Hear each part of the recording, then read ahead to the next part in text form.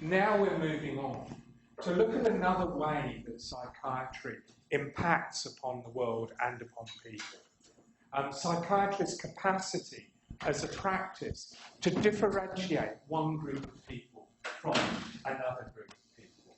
People who are said to possess reason, people who are said not to possess reason. Psychiatry seems to have this capacity to reinforce ideas about gender, develop its own ideas about gender, to identify what is and isn't criminal behaviour, sometimes in tandem with the law and sometimes against the law. So psychiatry seems to have had this historical capacity to make people up, in Ian Hacking's rather nifty phrase, I think. So what we're going to do is look at the way that psychiatry and psychiatrists produce a whole range of different agendas. And we're kicking off today by looking at the criminally minded, the interesting and terse relationship between psychiatry and the law. Two separate institutions with two different goals that sometimes work together and sometimes work against each other. And I'll start off with an image. I don't even know why I put that there now, except that it's rather nice. Gives you a kind of view of the way that a criminal might be constructed in terms of once they've been picked up, prosecuted, they're placed into a register. This would be from the Habitual Criminals Register in the UK. They're described down to the minutiae of their physical appearances, their crimes, their statements, all to define who they are as a criminal and as a subject of the criminal system. Start off with the story of Mary Lamb and how psychiatry, as it emerges through mad doctrine and then alienism, is able to try and define who is and who isn't guilty. We start off in the late 18th century with the case of the extremely famous Mary Lamb. Here she is, the illustration of her. She looks a bit like a lamb with that bonnet on. 1764 to 1847. She's a writer and a romantic, and most famous for authoring, with her brother Charles, her own adaptations of the tales of Shakespeare. She had an extremely domineering mother. She was also prone to bouts of mental illness. And in 1796, after a particularly bad argument, she stabbed her mother to death, violently and in front of other members of the family. Now, what is extraordinary about this case is the outcome. Like many people who go through the courts at this time, and you can go to the Old Bailey website yourself and look up the verdict non compos mentis and see how many people were found not guilty on the basis of not being in the right mind. And Mary Lamb was discovered to be one of those individuals. Her fate was not the fate of someone, say, 50 or 60 years later. Her fate was to be told that she had to go to the private side of the Hoxton madhouse and stay there until she felt better. After the trial, she's there for about 2 months before she gets released. And she turns out to be extremely good at monitoring her mental condition. Whenever she got a bit agitated, she'd just get herself admitted back into bed under her own steam. She had a very long correspondence with Coleridge, who was a great friend of her brother, Charles, as well. And we can document their terrible mental states, all of them, Coleridge, Charles Lamb, Mary Lamb, through this correspondence. And we can see instances where she decides to go back inside whenever she's getting a little bit agitated. So before the 1840s, we have these two things within the court when they're trying to make decisions about someone's guilt. There's the mens rea, the guilty mind, but that guilty mind must be accompanied by actus rea, guilty acts. And if you were insane, The very fact of your insanity is going to absolve you from the crimes that you commit. And then I wouldn't like to say for sure that Lamb's experience was typical. I think Lamb's experience was structured through a whole range of prisms that related to discourses of class and gender. From a genteel background, this was a likely outcome, this kind of self-regulation. If, however, you were from a lower social background, the likelihood is that your treatment was considerably less good. I go to Edward Oxford now because he's one of 2 or 3 people that were instrumental in catalysing a change in the law.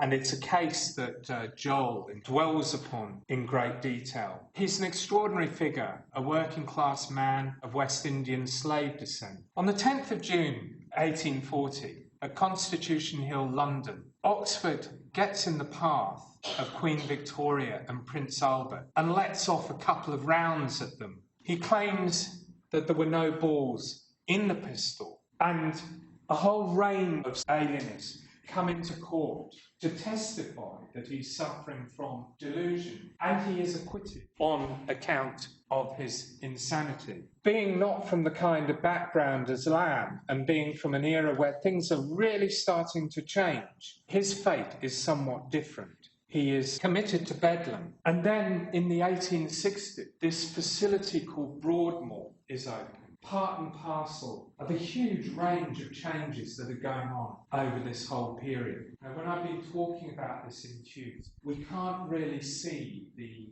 rise of things like the asylum or moral therapy outside of the context of a whole range of other changes that are occurring within society. I liken the asylum to the development of penitentiaries, the development of homes for the inebriated, the development of newly prison-like workhouses, all of which are designed to deal with specific problems, all of which are constructed to try and remould the character of the individuals that are placed within these institutions. And Broadmoor was part of this process. Broadmoor was set up for the criminally insane. And if you were found not guilty on account of insanity, you would end up in Broadmoor from 1867. And that is where Oxford ended up, but not for long. He's released and told that he can be released as long as he buggers off to the colonies. She duly did, went to Melbourne, and I believe lived extremely respectable life, very successful life. He is an important figure, as Eigen says, and the road to getting the law changed. What we're seeing is the penetration of psychiatry into the court. Increasingly, psychiatrists have been allowed to come into the court, not to talk about matters of fact, as witnesses to events that have occurred, and to give their account according to a very narrow range of facts. They have been allowed into the courts by the law to give testimony which is recognised because of their authority, their expertise, and their legitimacy. So people like John Connolly, important figures in the history of psychiatry, because of course, as you remember, he goes into Hanwell, abolishes restraint, sets up moral therapy. But people like Connolly are increasingly being regarded as people that you can bring into the courts to defend individuals like Oxford on account of their mental state. And it's really quite profound to allow psychiatrists this role.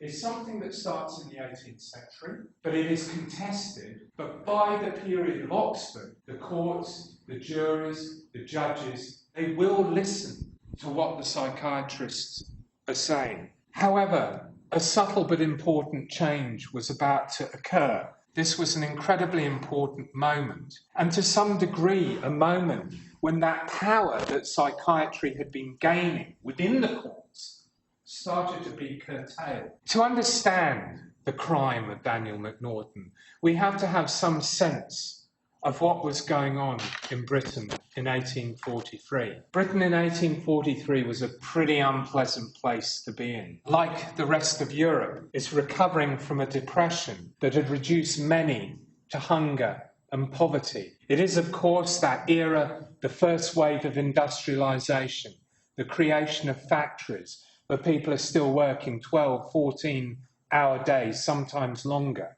It's a process that seems to be ingrained in industrialisation. At the same time, it's a society where there's an enormous amount of wealth concentrated among a few and a large amount of poverty concentrated around the many. Landed classes holding much of the power. We are beginning to see the rise of a new middle class that's gradually getting political rights and a political voice. That voice is starting to be expressed in the lead up to the Reform Act of 1832 that gave many more people the vote, but they were usually pretty damn middle class people. But still, the working classes, working people, neither men nor women, have the vote. And many of them want reform. They want the vote. They also want these conditions ameliorated. And this gave rise to the great movement of Chartism that emerged during the 1830s to demand reform for working people. The Charter of 1838 demanded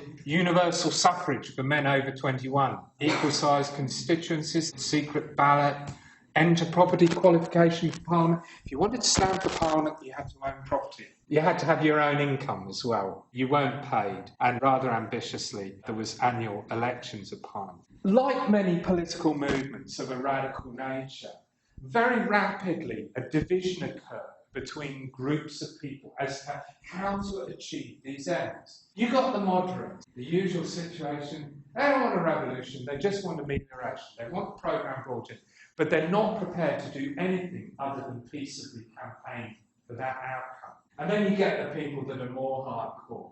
They'll probably understand the nature of politics better in terms of how long the old guard is going to hang on to their power, who say, no, we need to use physical force, we need to use violence to bring about these ends. So the movement had got bifurcated between an extremist wing and a more moderate wing. The physical force Chartists come more and more to the fore after the Great Petition of 1842 fails. And we see during this period a whole series of strikes and riots on the back of the failure. Now, this is all deeply relevant to what happens with Macnaghten. Macnaghten follows Edward Drummond, private secretary to the Prime Minister Robert Peel, from Downing Street. He shoots Drummond in the back. What he's actually trying to do is assassinate Peel. There's not a lot of photography going on at the moment, and drawings weren't very good, so he thought that he'd ID'd the Prime Minister. He goes and shoots him in the back, mistaking him for Peel. Drummond dies of complications, and Macnaghten is, of course, put on trial for his life at the Old Bailey. Trial doesn't last very long, 3rd and 4th of March. The testimony of the alienist is able to undercut the notion that he might have been acting for political reasons. The evidence of this man who comes from a working class, respectable working class Glaswegian background seems to suggest that actually he was pretty in with the more radical end of the Chartist movement. And there might well have been a cause for thinking that he was acting for political motives. So this is assassination rather than the work of an insane individual. However, the stories that he was able to put forward of mind control and the testimony of the alienist was able to indicate that Macnaghten was insane and therefore should be found not guilty. And that was the case. He was found not guilty on account of the insanity. He spends the rest of his days in Bethlehem and then Broadmoor, dying in 1866. But the really critical thing about this is there have been a series of assassinations or assassination attempts on politicians, but particularly on the monarch. And people are getting pretty damn fed up of people like Macnaghten, as they see it in Oxford, getting off. Now, you might not find spending the rest of your life in custody as getting off, but bearing in mind that the standard punishment for murder at this period was hanging, you can see that people could say they're getting off. People don't like this. And there was a great deal of unease about the defence that was being run about his insanity among people. And so a commission was established. The Queen's been a target for previous assassination, equally concerned, has a fair deal of power as well. The House of Lords meets and brings in the McNaughton rule. Now, this is a subtle shift because the rules say nothing about whether someone is of sound mind or otherwise. They are solely judged on the basis of whether an individual can discern right from wrong. So the individual could be barking, they could be as mad as a hatter. But if they could be demonstrated to understand that at the time that they committed the crime, they could tell that what they were doing was wrong, then they could be held culpable for that crime. As I suggest, this is quite an important curtailment on the powers of psychiatry within the court. It means that increasingly there is a tussle over who can and cannot be regarded as acting not just with a sound mind, but without culpability because they can't judge right from wrong. So psychiatry is still allowed in the court, but it has to alter its role. To some degree, it is subservient to the needs of the court. So that's psychiatry and its relationship with the law and its ability to carve out a niche for itself as an institution that is able to operate within another institution, giving matters of opinion rather than matters of fact that are going to remain intrinsic and important in many, many different cases. So this is still a very, very ongoing process. Psychiatry and the law are mutually reinforcing each other while also being, to some extent, mutually antagonistic. And we can see this when we start looking at psychiatry's deeper relationship with crime and the kind of theories it builds up to explain why people are criminal. Because, of course, the natural tendency of a psychiatrist is to see any forms of deviance as being pathological. And, of course, in many regards, there are things that are more deviant than crime, but it's regarded as a major form of deviance. Are people mad or are they bad? Mad or bad? We have to revisit our old friend Charlie Darwin, that term that I've been banding about for the last few weeks, degeneration, and how it merges with crime. As you will be aware of the implications of works like Origin of Species, humans have suddenly become closer to animals. Those separate faculties of Plato and the Enlightenment philosophers that sees this hierarchy of reason, the passion and brute desires.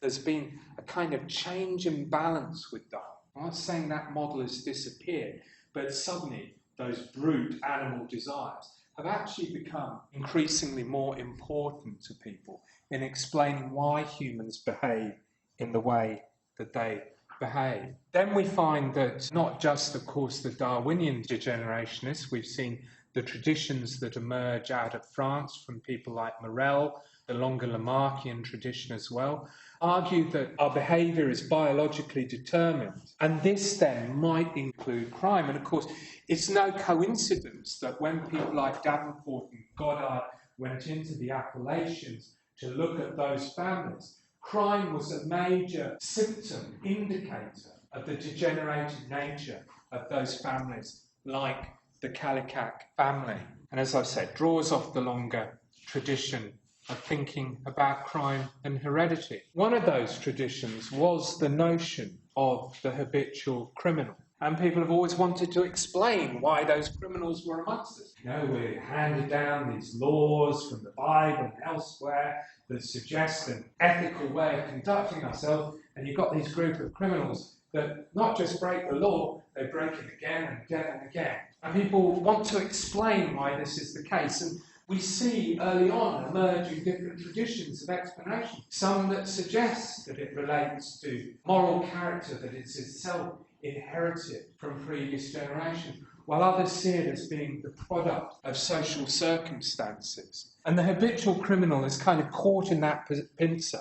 One group of people will try and explain it as being a result of the nature of society, the horror of society, the inequality, the lack of education, the filth and the squalor, while others will attempt to take a biological approach to explaining the habitual criminal. The notion of there being a criminal class or a criminal residuum got a great deal of weight from the work of Henry Mayhew, a proto-sociologist who described the life and labours of London. It's an extraordinary work which you can go and look at online. Looks at all the occupations, all the different groups of the working classes. And he was particularly interested in this notion that there was actually a group of people that were professional criminals, rather like people might be a professional lawyer.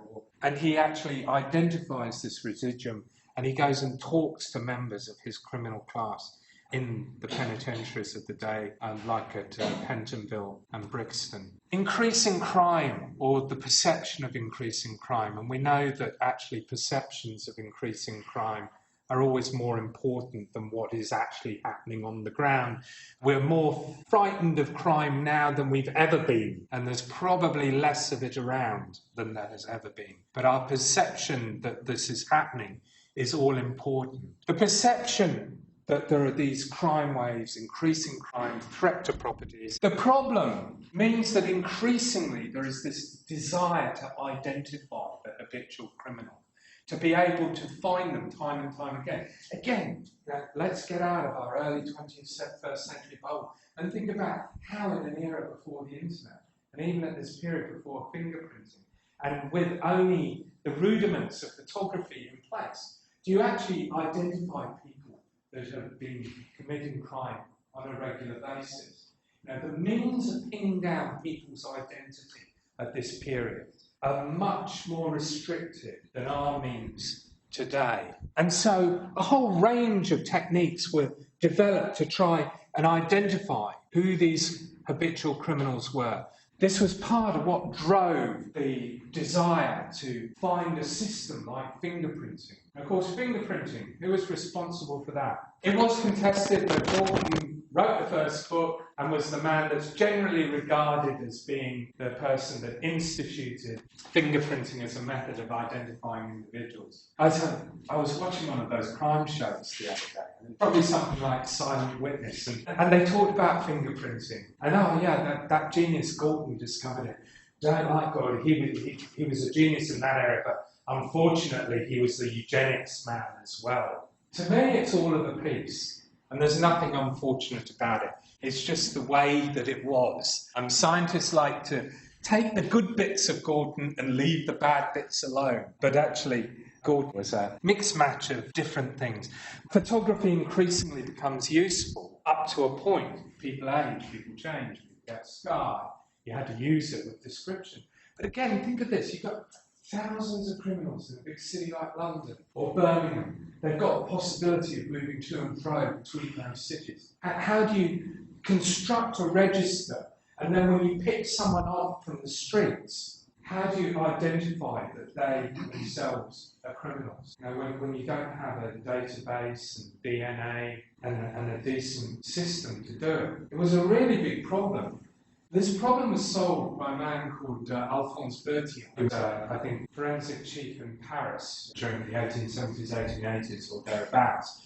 He developed this absolutely brilliant piece of technology called the Berthiaume cabinet. The Berthiaume cabinet was a card filing system that relied upon the ability to take measurements from the body and use those measurements with a calculation, with an algorithm, that would then tell you where to go in the cabinet to see whether this individual had been picked up before.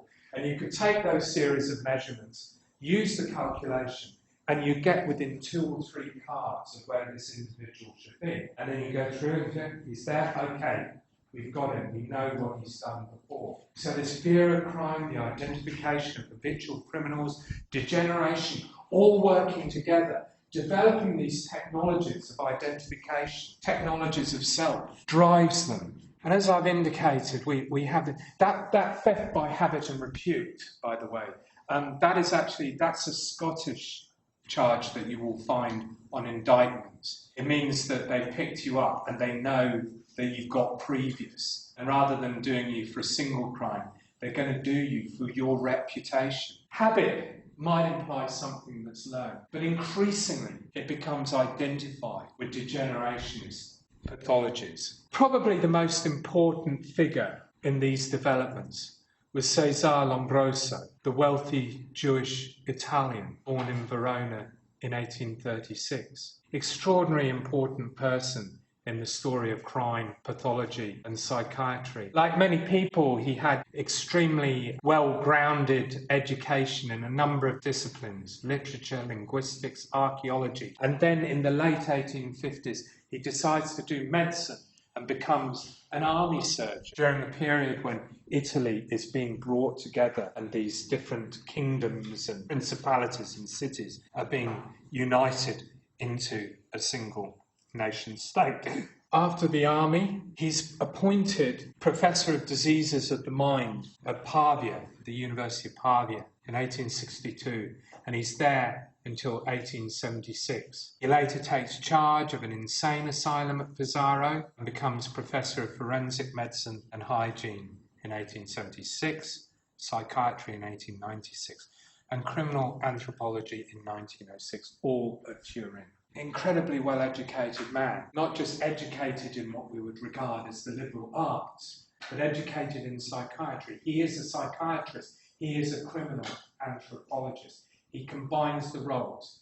His psychiatry informs his criminal anthropology. His beliefs are formed within the discourses of psychiatry, but within the discourses of psychiatry with the degenerationist angle. There was probably no one more than Lombroso who pathologized the habitual criminal. His work, L'uomo delinquente, Criminal Man, argues that crime is both hereditary and pathological. And like any disease, there are somatic symptoms. Lombroso believed that you could look at a face, you could look at its shape, you could use physiognomy, drawing from those longer traditions of things like phrenology. Look at body shape, and you would be able to tell from these outwards, we might say, phenotypical characteristics that someone was likely to be a criminal. These images of criminals were images that were faces of degeneration in the views of the day.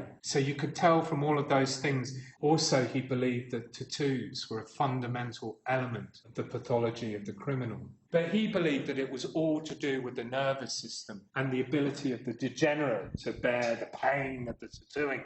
This model, when Havelock Ellis looked at the upper classes of Britain that during the 1890s were undergoing a tattoo craze, started in the 1880s when two of the grandchildren of Victoria, one of whom was the young George V, was a midshipman in the Navy. They all got tattooed in Japan, became something of a craze. All sorts of famous people getting tattooed left, right and centre. This had to be explained within this model. And there were people that said, well, it's because your aristocrats are degenerate as well. L'uomo delinquente was subsequently published in many different languages and effectively pathologized the criminal, setting the agenda for psychiatrists and the courts in relation to how they thought about crime and criminal acts. The key concepts underlining the pathology were social Darwinism, degeneration, atavism. Criminal Man was therefore the product of biology, the signs of crime embedded in his organic structure, the shape of the head, the physiology, the tattoos. I should note that there are always going to be individuals that fight against this model, individuals that resist the idea of pathologizing crime, resist the idea that the criminal can be separated off as psychiatrically deviant. Individuals that believe that crime is produced by social circumstances. When the French criminologist Lacassagne talked about tattoos, he didn't regard them as a sign of criminality. He regarded them as speaking scars. John Stuart Mill, coming out of the Lockean tradition of blank slates and whatnot, believed that education and lack of education was the key. And then Marxist theories will see culture over nature. Many alienists and psychiatrists actively take part in this process, take part to the extent that they believe that psychiatry should be extended into the realm of crime. It's not unusual to see individual neurologists and psychiatrists towards the end of the 19th and at the beginning of the 20th century advocating the idea that crime is not a social problem, it is a problem of the psychiatrist. And they want to bring it within its ambit. Now, obviously, this was a project that was designed to fail. They were always going to head up against the law and other ideas about right and wrong. But it does mean that the tussle existed. It also means that we have to be aware of psychiatrists' capacity in this instance to be involved in producing ideas about crime and the criminal.